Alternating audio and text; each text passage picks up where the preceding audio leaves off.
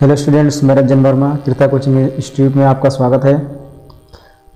बच्चों, आज आइए देखते हैं क्लास 12 के फिजिक्स के। इसमें है विद्युत आवेशों के मूल गुण। हमने विद्युत आवेशों के बारे में पढ़ लिया है। अब आइए उनके गुण के बारे में पढ़ते हैं। इसमें कौन कौन से गुण होते हैं। तो गुणों में जो पहला गुण है वो है आवेशों की योज्यता, यानी आवेश को जोड़ा कैसे जाएगा। तो क्योंकि जो आवेश है वो अदिश राशि है, जो आवेश का मान होता है उसका परिमाण होता है वो अदिश है, अतः इसको जोड़ने के लिए बीजगणितीय नियम का उपयोग करते हैं। बीजगणितीय का मतलब चिन्ह के साथ जैसे जोड़ा जाता है उसी हिसाब से इसको हम जोड़ेंगे। तो यहाँ नियम लिख दे रहे हैं,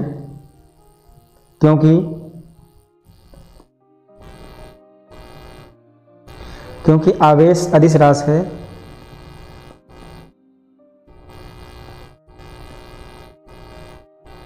क्योंकि आवेश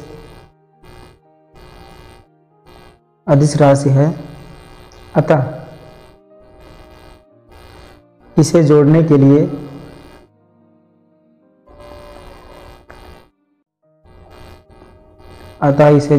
लिए बीजगणितीय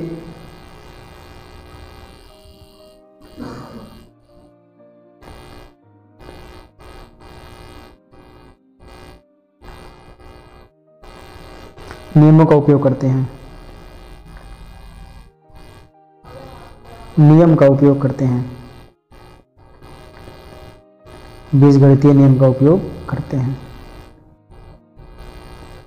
ये हो जाएगा जोड़ने का तरीका। जैसे भी एग्जाम्पल के तौर पे हम मान लें कि कोई भी मान, जैसे कोई आवेश एक ले लें हम +3 और दूसरा आवेश ले लें -2।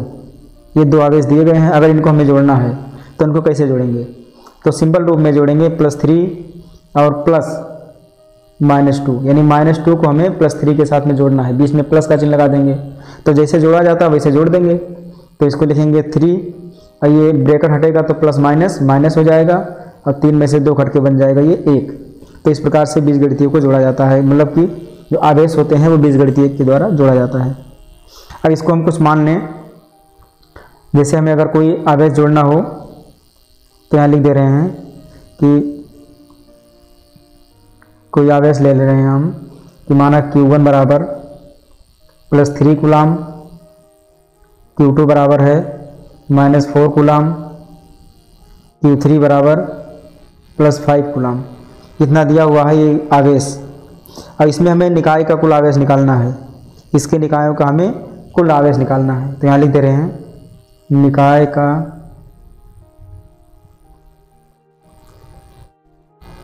कुल आवेश। तो निकाय का कुल आवेश मतलब सभी आवेशों को हमें जोड़ देना है, जितने जितने आवेश दिए हैं। तो Q1 + Q2 + Q3, तो सभी मानों को लिखेंगे +3 +-4 और +5।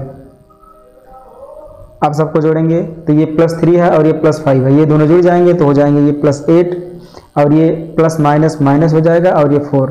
तो 8 में से 4 घट जाएगा तो ये बचेगा 4 कूलाम। ये हो जाएगा आंसर। तो ये है आवेशों की योज्यता। बहुत ही सिंपल तरीका है, जैसे आपने पहले पढ़ा होगा छोटे क्लासों में जोड़ने की प्रक्रिया, उसी तरह से इसको जोड़ा जाएगा। चलिए देखते हैं अगले पॉइंट को। जो अगला पॉइंट हमारा है वो है बिंदु आवेश। ये बहुत ही छोटा पॉइंट है, इसमें हमें ज़्यादा जोर नहीं देना है। ये बिंदु आवेश क्या चीज़ होता है। Point charge. तो जैसे कि इसका नाम है बिंदु आवेश, उसी तरह से काम भी इसका है। इसमें यह है कि जैसे कोई एक आवेश है Q1 और कोई दूसरा आवेश है Q2, इसके बीच की दूरी r है। तो बिंदु आवेश का मतलब होता है कि जो इसका दूरी है उस दूरी की अपेक्षा जो इसका आवेश है Q1 का वो बहुत ही अल्प हो, यानी बहुत ही कम हो। तो ऐसे आवेश को हम बिंदु आवेश कहेंगे। या ये कहें कि इन दोनों के बीच की जो दूरी है उससे नगण्य जो आवेश होता है, यानी बहुत ही कम आवेश, अल्प आवेश, उसको हम बिंदु आवेश कहेंगे। और बिंदु आवेश किसी जो ठोस में पाया जाता है एकदम उसके मध्य में पाया जाता है।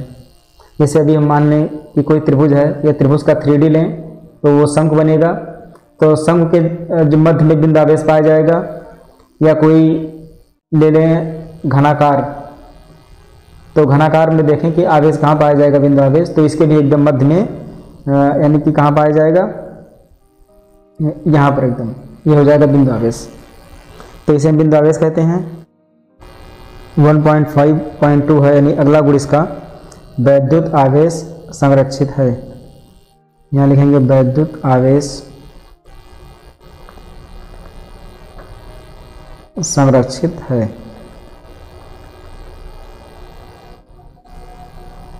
तो जिस प्रकार से आपने देखा होगा, पहले पढ़ा होगा कि जो ऊर्जा होता है वो हमेशा संरक्षित रहता है, उसको ना तो उत्पन्न किया जाता है और ना ही नष्ट किया जाता है, वो केवल एक रूप से दूसरे रूप में या एक पदार्थ से दूसरे रूप पदार्थ में ट्रांसफर होता है। तो वो तो हो गया था एनर्जी यानी ऊर्जा संरक्षण का नियम।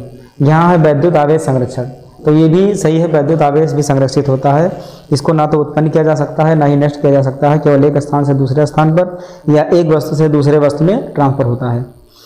हमने पहले आपको उदाहरण बताया था एक कि कांच की छड़ को रेशम के कपड़े से जब रगड़ा जाता है तो कांच की छड़ धनावेशित हो जाता है और जो रेशम का कपड़ा है वो ऋणावेशित हो जाता है। इसका कारण ये है कि कांच की छड़ के जो इलेक्ट्रॉन होते हैं वो रेशम के कपड़े में चले जाते हैं और जैसे रेशम के कपड़े में इलेक्ट्रॉन जाएंगे तो कांच की छड़ धनावेशित बचेगी और जो रेशम का कपड़ा होगा वो ऋणावेशित हो जाता है। तो चलिए इसमें लिख देते हैं, परिभाषा लिख देते हैं इसका।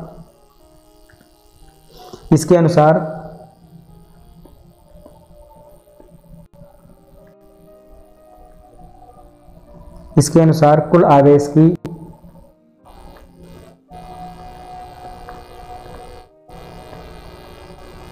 कुल आवेश की मात्रा हमेशा संरक्षित अर्थात नियत रहती है।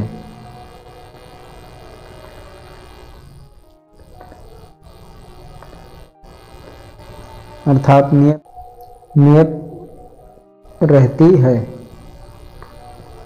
अर्थात उसका मान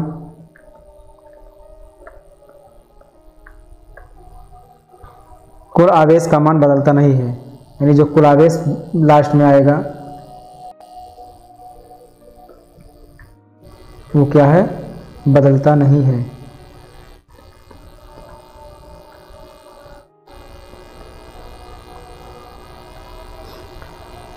इसमें देखिए, इसके अनुसार कुल आवेश की मात्रा हमेशा संरक्षित रहती है, यानी अर्थात नियत रहती है, अर्थात उसका मान कुल आवेश बदलता नहीं है। कुल आवेश का मतलब जो दो वस्तु को रगड़ा जाता है तो उसमें से जो दोनों वस्तुओं में आवेश होगा वो बदलेगा नहीं, बस केवल एक जगह से दूसरे जगह में ट्रांसफ़र हो जाता है, यानी एक वस्तु से दूसरे वस्तु में ट्रांसफ़र हो जाता है, बाकी टोटल करने पर उतना ही रहेगा। जैसे हमने जो उदाहरण बताया था उसको यहाँ बना दे रहे हैं कि एक कांच की छड़ थी, एक है कांच का छड़, दूसरा है रेशम का कपड़ा।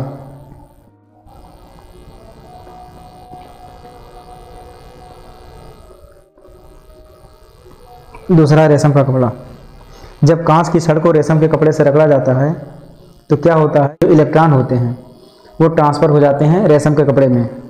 तो जब रेशम के कपड़े में इलेक्ट्रॉन चले जाएंगे तो कांच का छड़ धनावेशित हो जाएगा, क्योंकि इसमें ऋण रह ही नहीं जाएगा, या कुछ ऋणावेश जाएंगे तो उसकी जगह पर जो धनावेश होंगे वो धनावेशित हो जाएंगे उसकी वजह से, और ये हो जाएगा ऋणावेशित, यानी ये इलेक्ट्रॉन इसमें चला आएगा तो ये ऋणावेशित हो जाएगा।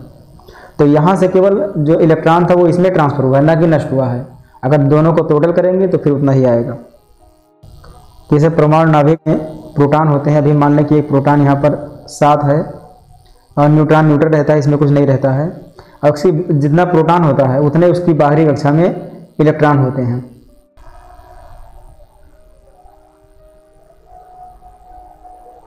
तो इलेक्ट्रॉन इसकी बाहरी कक्षा में हो जाएंगे, तो 2 इलेक्ट्रॉन अंदर वाली कक्षा में, जो पहली कक्षा होता है वहाँ 2 इलेक्ट्रॉन, और जो बाकी बच जाएंगे वो इसके बाद वाली कक्षा में। तो 1 2 3 4 5 जितने प्रोटॉन इसके नाभिक में रहेंगे उतने ही इलेक्ट्रॉन इसकी बाहर कक्षा में घूमते रहेंगे।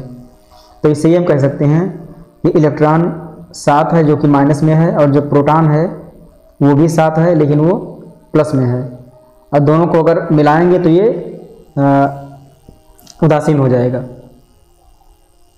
और यहाँ हम चीज़ देखते हैं कि जो न्यूट्रॉन होता है अगर वो टूटता है तो एक प्रोटॉन बनता है और एक इलेक्ट्रॉन बनता है। और जैसा कि हमको पता है कि इलेक्ट्रॉन का मान -1.6 गुणे 10⁻−19 कूलाम होता है, और एक प्रोटॉन का मान होता है 1.6 गुणे 10⁻−19 कूलाम। अंतर इतना कि प्रोटॉन पॉजिटिव होता है और इलेक्ट्रॉन नेगेटिव होता है। अगर इन दोनों को जोड़ दें तो फिर से ये उदासीन हो जाएगा। तो इस प्रकार से हम कह सकते हैं कि जो आवेश है वो संरक्षित है। अगले पॉइंट को देखेंगे, वैद्युत आवेश पर गति का प्रभाव।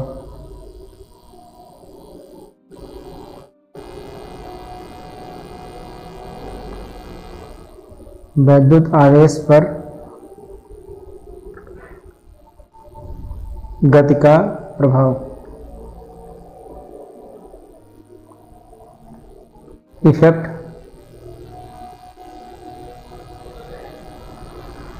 ऑफ मोशन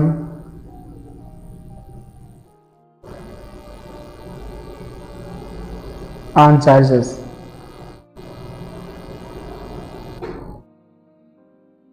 वैद्युत आवेश पर गति का प्रभाव। एक गति का वैद्युत आवेश पर कैसा प्रभाव पड़ता है, तो यहाँ लिखेंगे द्रव्यमानियम पर गति का प्रभाव। कोई द्रव्यमान ले लेंगे, द्रव्यमानियम लिखेंगे यहाँ पहले पॉइंट को, द्रव्यमान यम पर गति का प्रभाव।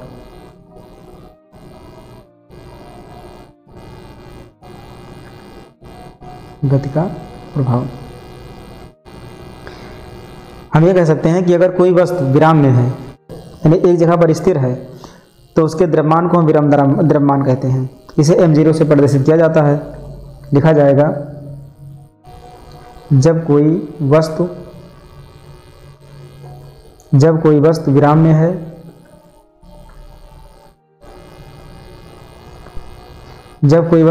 है अर्थात जो उसका गति है, चाल है, वो 0 है, तब उसके द्रव्यमान को, उस समय उसके द्रव्यमान को विराम द्रव्यमान कहा जाता है।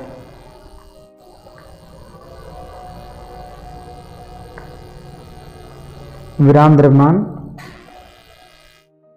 कहते हैं।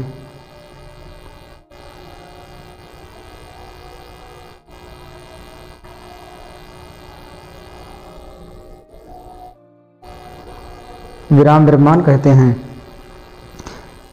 और विराम द्रव्यमान को m0 से प्रदर्शित किया जाता है। लिखेंगे इसे m0 या m0 से प्रदर्शित करते हैं।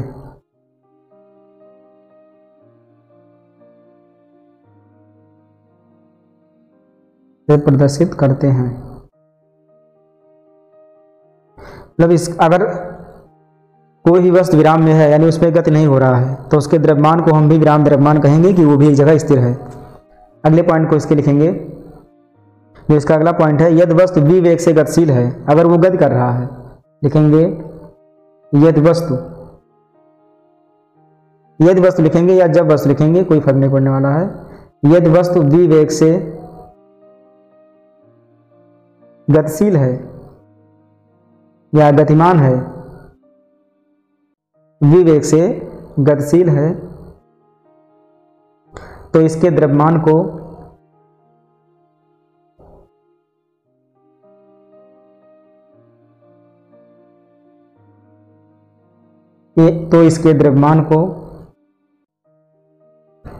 m या mv से प्रदर्शित करते हैं। m या mv से प्रदर्शित करते हैं।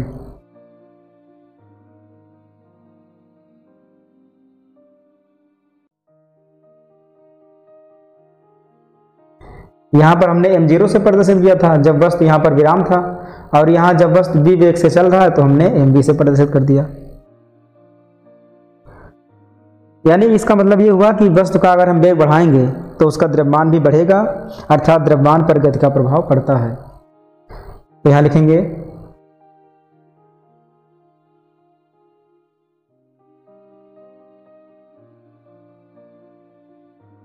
वस्तु का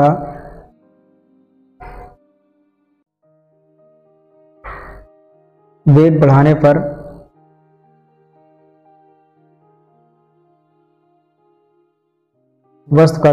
पर द्रव्यमान बढ़ता है,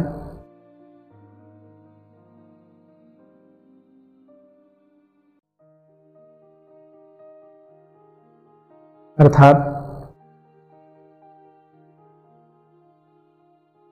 द्रव्यमान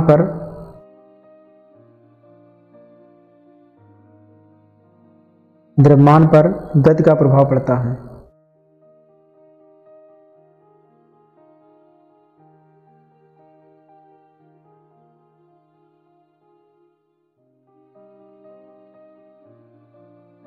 ये था द्रव्यमान वाला कि द्रव्यमान जो यहाँ पर हमने लिखा था हेडिंग पहले, द्रव्यमान m पर गति का प्रभाव, यानी कि जो वैद्युत आवेश का द्रव्यमान होता है इस पर गति का प्रभाव पड़ेगा। अब देखेंगे आवेश पर, क्या आवेश पर भी प्रभाव पड़ेगा? तो आवेश पर कोई प्रभाव नहीं पड़ेगा। किसी वस्तु का आवेश गति के कारण परिवर्तित नहीं होता है, यानी जो इसका आवेश होता है उस पर कोई प्रभाव नहीं पड़ता है, केवल इसके द्रव्यमान पर प्रभाव पड़ता है। तो यहाँ लिख देंगे, यहाँ लिखेंगे किसी वस्तु का आवेश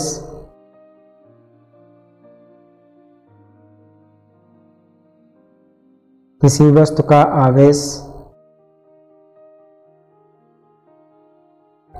गति के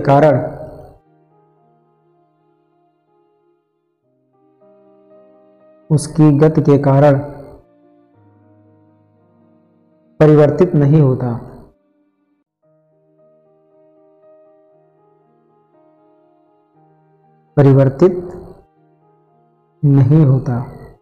गति के कारण सिर्फ उसके द्रव्यमान में परिवर्तन होता है, उसके आवेश में कोई भी परिवर्तन नहीं होता है। इसके जो बाद का पॉइंट है 1.5.3 यानी वैद्युत आवेश का क्वांटमीकरण। ये क्वांटमीकरण क्या होता है, चलिए इसको देखते हैं।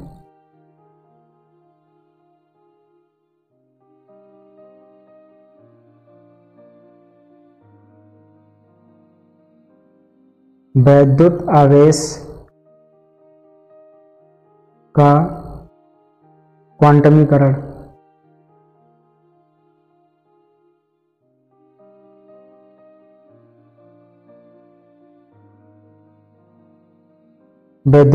का क्वांटमीकरण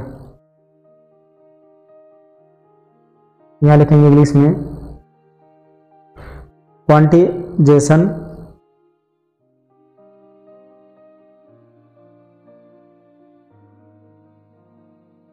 क्वांटिजेशन ऑफ चार्जेस।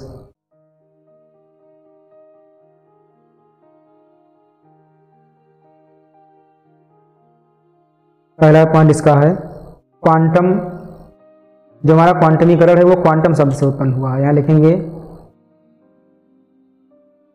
क्वांटम शब्द से क्वांटमीकरण शब्द बना है।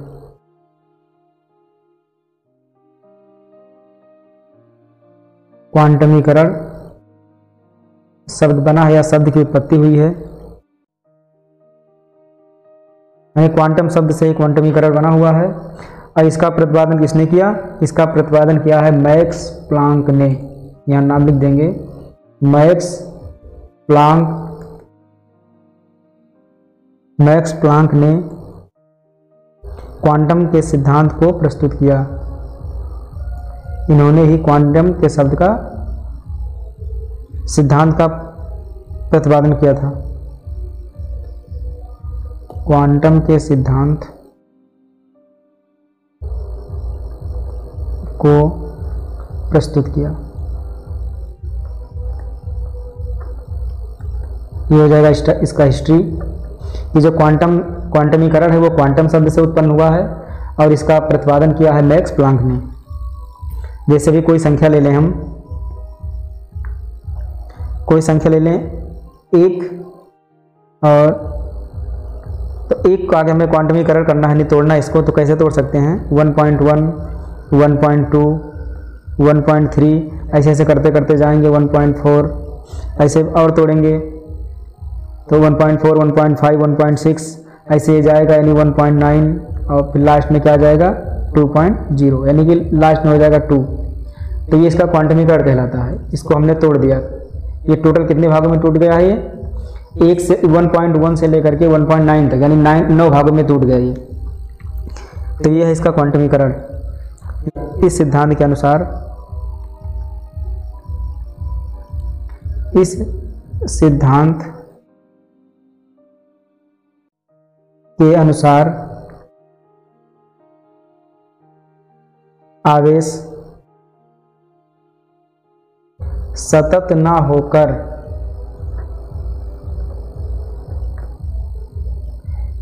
ना होकर एक मूल आवेश का पूर्ण गुणज होता है। एक मूल आवेश का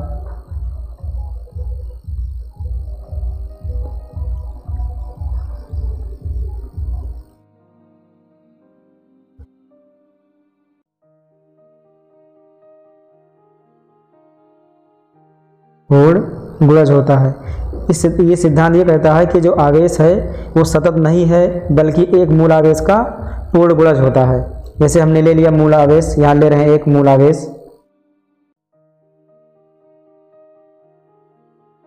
जैसे मूल आवेश क्या होता है?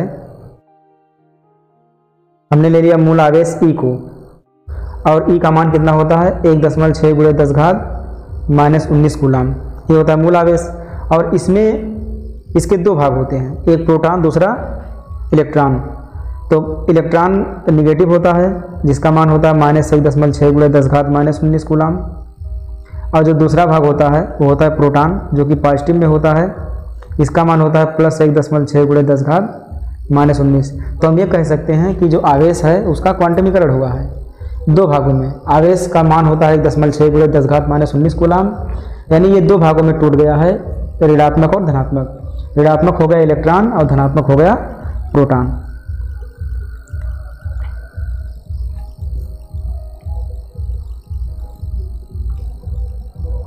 एक सूत्र होता है Q = Ne, Q = Ne, जहाँ पर जो Ne होता है वो प्लस माइनस दोनों होता है। यहाँ लिखेंगे कूलाम जो आवेश है ये +- Ne ये दोनों होता है, क्योंकि इसमें प्रोटॉन भी आते हैं और इलेक्ट्रॉन भी आ जाते हैं। और इसमें जो n का मान 1, 2, 3, या इसको प्राकृत संख्या ही कहेंगे, 0 रख देंगे तो पूर्ण संख्या में बदल जाएगा। तो कूलाम की परिभाषा से लिख देंगे। कूलाम की परिभाषा से देखते हैं। कूलाम का परिभाषा होता है, सूत्र होता है इसका Q = IT। Q = IT होता है, जहाँ पर एम्पियर सेकंड होता है। I का मान एम्पियर, जो I का मात्रक होता है वो एम्पियर होता है, और T का होता है सेकंड। जहाँ पर I जो है वो है वैद्युत धारा, I वैद्युत धारा है, और जो T है वो है समय। T यहाँ पर है समय। समय का मात्रक होता है सेकंड, और वैद्युत धारा का मतलब मात्रक होता है एम्पियर। ये इसके मात्रक होते हैं। ये भी इसे कूलाम दो भागों में बटा हुआ है, वैद्युत धारा और सेकंड में। माइक्रो कूलाम भी ध्यान रखेंगे, यहाँ लिख दे रहे माइक्रो कूलाम का, ये भी याद रखिए, काम आएगा आगे। माइक्रो कूलाम, एक माइक्रो कूलाम में कितने कूलाम होते हैं? तो एक माइक्रो कूलाम में होते हैं 10⁻⁻6 कूलाम। ऐसे मिली कूलाम होता है, यहाँ लिख दे रहे हैं वो भी, मिली कूलाम। एक मिली कूलाम में कितने कूलाम होते हैं? 10⁻³ कूलाम। इसको भी याद रखेंगे आप। अब जो कूलाम का परिभाषा होता है वो क्या होता है? कूलाम का परिभाषा होता है, यदि किसी परिपथ में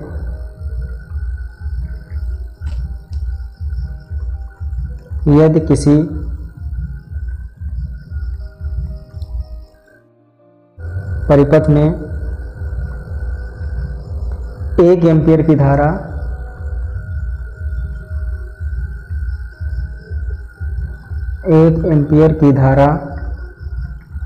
1 सेकंड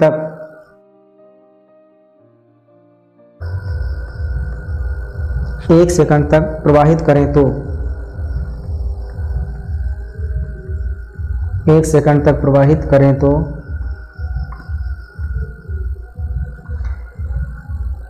बहने वाले आवेश की मात्रा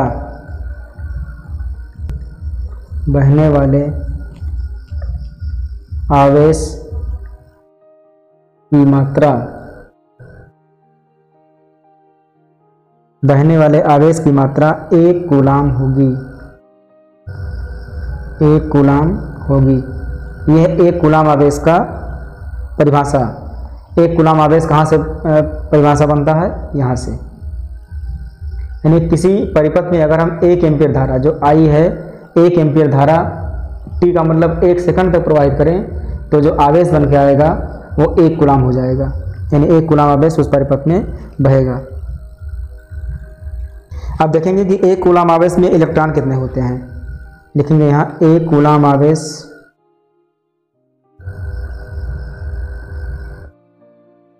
1 कूलाम आवेश में इलेक्ट्रॉन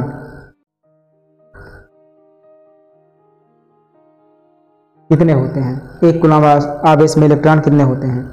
तो जो कि हमें पता है 1 इलेक्ट्रॉन बराबर होता है 1.6 गुणे 10⁻⁻19 कूलाम। और अगर 1 कूलाम बराबर निकालेंगे यहाँ से तो यहाँ से 1 हो जाएगा, परंतु ये बटे में चला आएगा मान 1/1.6 गुणे 10⁻⁻19 इलेक्ट्रॉन बराबर यहाँ हो जाएगा 1 कूलाम। अब इसको सॉल्व करेंगे तब ये 1.6 से भाग होगा 1, तो इसको भाग करने से पहले 10⁻⁻19 ऊपर ले जाएंगे। तो 10⁻⁻19 ऊपर जाएगा तो ये हो जाएगा 10⁻+19 और बटे 1.6 इलेक्ट्रॉन बराबर 1 कूलाम। ये दशमलव को हटाएंगे तो ये बनेगा 10। अभी 10 को 16 से भाग करना है। अभी भाग करने में थोड़ा दिक्कत होगा तो 1 घात को इसमें ले लेंगे तो ये बन जाएगा 100 और बटे ये हो जाएगा 16 और इसको लिख सकते हैं गुणे 10⁻18 क्योंकि 1 घात इसमें चला गया तो ये 10 चला गया इसमें, ये बचा 18 इलेक्ट्रॉन बराबर 1 कूलाम। अब इसको भाग करेंगे, यहाँ 100 को भाग करेंगे 16 से, 16 छक्का 96, ये बचेगा 4, दशमलव लगाएंगे और ये कर देंगे 16 गुना 32, यहाँ बचेगा 8, 0 लगाएंगे 16 पंचे 80, ये इस प्रकार से कट जाएगा तो आ जाएगा 6.25, यानी 1 कूलाम बराबर हो जाएगा 6.25 गुणे 10⁻18 इलेक्ट्रॉन। ये हो जाएगा 1 कूलाम आवेश का मान। 1 कूलाम आवेश में इतने इलेक्ट्रॉन होते हैं, 6.25 गुणे 10⁻18 इलेक्ट्रॉन होते हैं। तो बस बच्चों आज के लिए इतना ही। बने रहिए हमारे साथ, फिर मिलेंगे अगले वीडियो में। अगले वीडियो में अगला नियम लेकर के आएंगे। तब तक इस वीडियो को देखें, अपना नोट्स बनाएं, इसको अच्छी तरीके से समझें ताकि बोर्ड में अच्छा उपयोगी साबित हो सके।